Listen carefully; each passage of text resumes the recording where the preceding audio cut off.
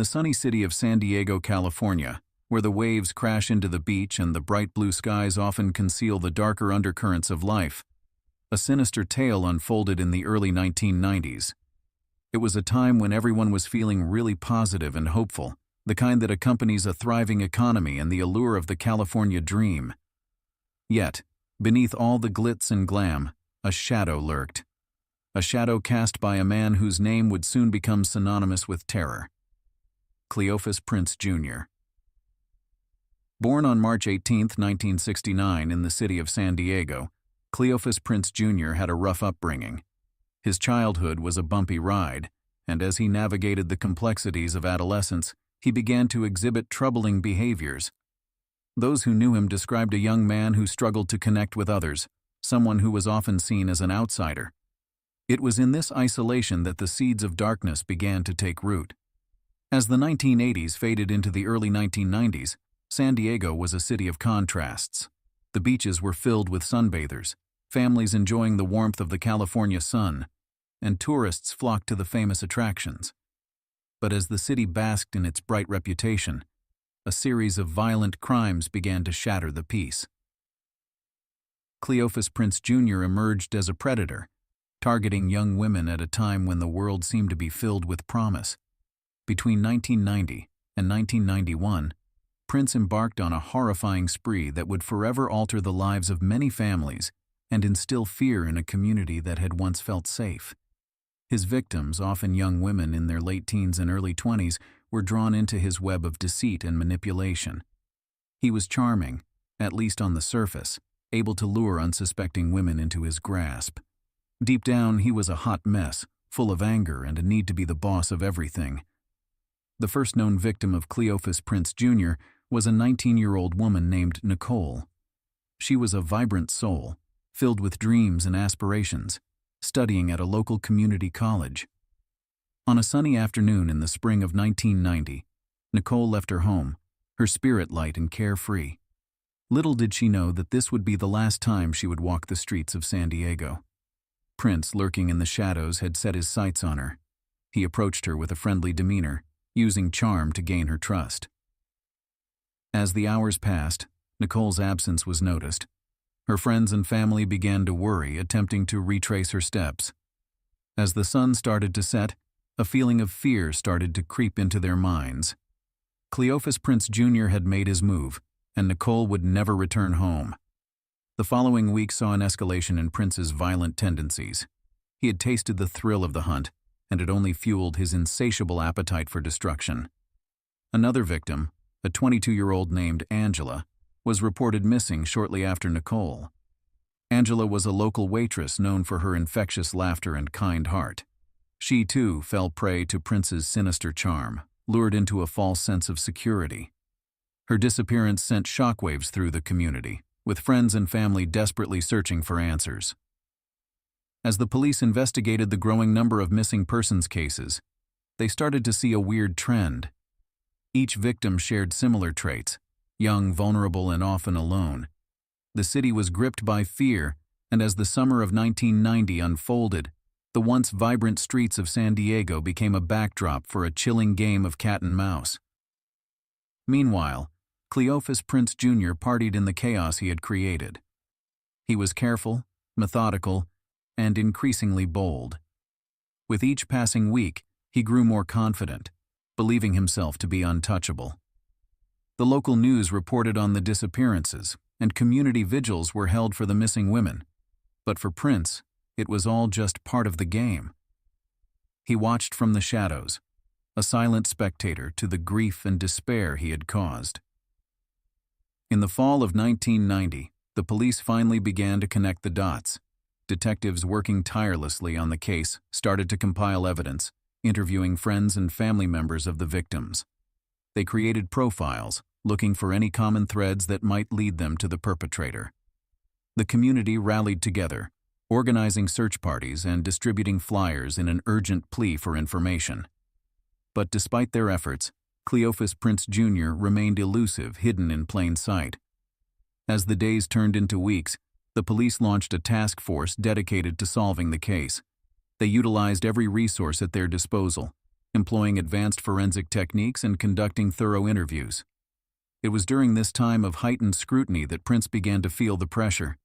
He was no longer just a predator, he was now a hunted man, and the thrill he once derived from his acts of violence began to wane. But desperation can lead to reckless decisions, and in early 1991, Cleophus Prince Jr. would make a mistake that would ultimately seal his fate. In January of that year, he targeted another young woman, a 20-year-old named Melissa. Melissa was a college student, full of life and ambition, with plans to pursue a career in education. On a chilly evening, she left a friend's house, unaware that she was walking into a nightmare.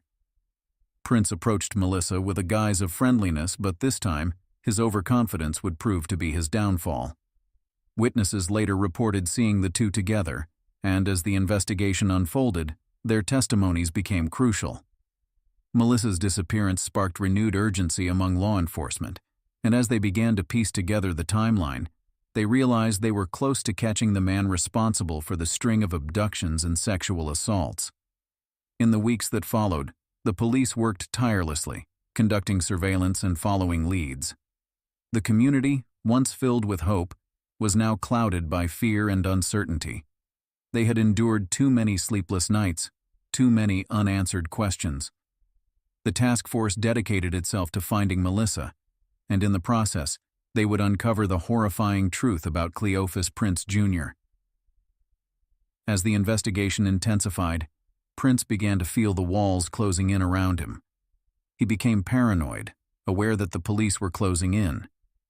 It was in this state of intense anxiety that he made a decision that would ultimately lead to his downfall. In February 1991, he attempted to abduct another young woman, but this time things went horribly wrong. The woman, a 19-year-old named Sarah, fought back fiercely against Prince's advances. She screamed and struggled, attracting the attention of nearby pedestrians who rushed to her aid. In the chaos, Prince fled the scene, but not before several witnesses managed to catch a glimpse of him. Armed with a description and a newfound determination, the police were finally able to identify him as a suspect. In the days that followed, law enforcement officials worked diligently to build a case against Cleophus Prince Jr. They conducted interviews, gathered evidence, and executed search warrants. As they dug deeper into his history, they found a worrying trend in his actions: violent outbursts, erratic actions, and a history of brushes with the law. It became clear that Prince was not just a suspect. He had a shady past that was hard to ignore. On March 27, 1991, the police finally caught a break. An anonymous tip led them to Prince's apartment, where they discovered a trove of evidence linking him to the disappearances. Items belonging to the missing women were found, and forensic evidence further solidified their case. Cleophus Prince Jr. was arrested, and the community breathed a collective sigh of relief. But the nightmare was far from over. As news of his arrest spread, the city became a hot topic in the news. The trial of Cleophus Prince Jr. was like a crazy circus show, with everyone watching and talking about it, captivating the nation and exposing the darker side of human nature. The courtroom was filled with the families of the victims, seeking justice for their loved ones.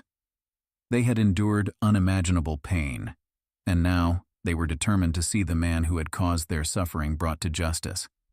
The trial began in 1992, and the prosecution laid out a compelling case against Prince.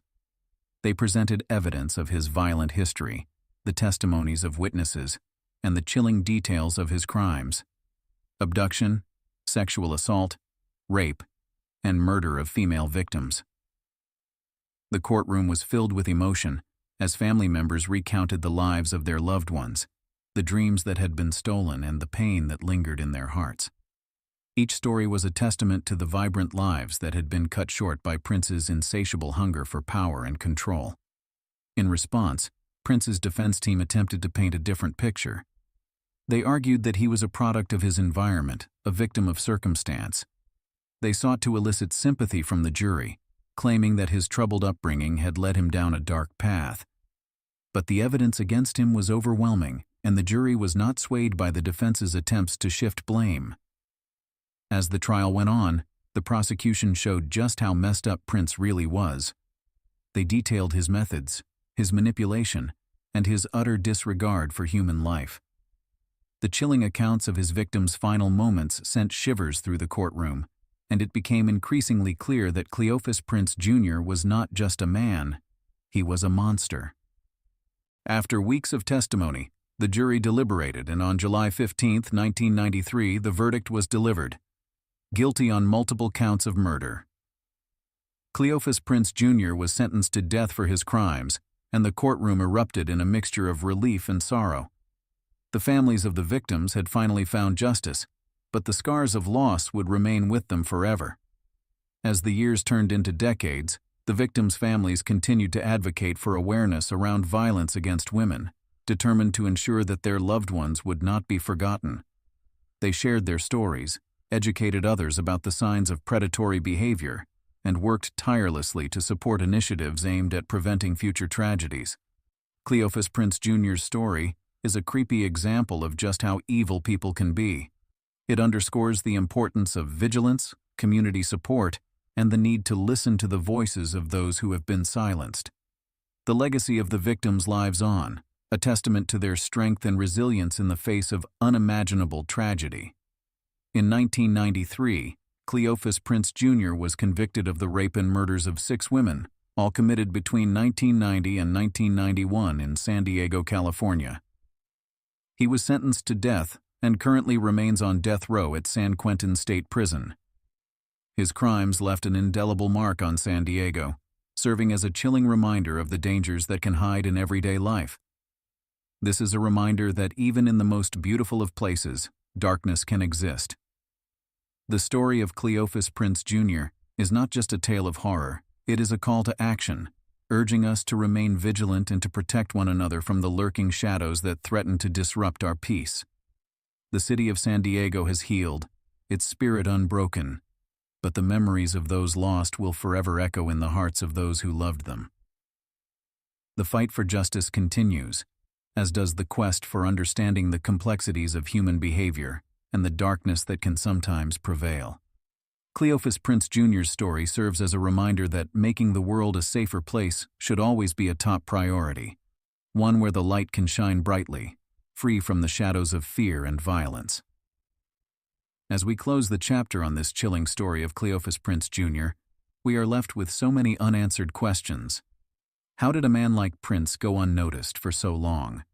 Could anything have been done to stop him before more lives were lost? What does this story say about the fragility of safety, even in places we consider secure? We'd love to hear your thoughts. What do you think led to this unimaginable darkness? How do we prevent future tragedies like this? Share your reactions and opinions in the comments below. Your voice matters in these important conversations. And if you're fascinated by real-life crime stories that dig deep into the dark corners of human behavior, make sure to hit that subscribe button and join us on True Crime Tapes. We've got more gripping stories that unravel the twisted tales of crime and seek the truth behind the headlines. Stay vigilant, stay curious, and always remember, the truth is often stranger and darker than fiction.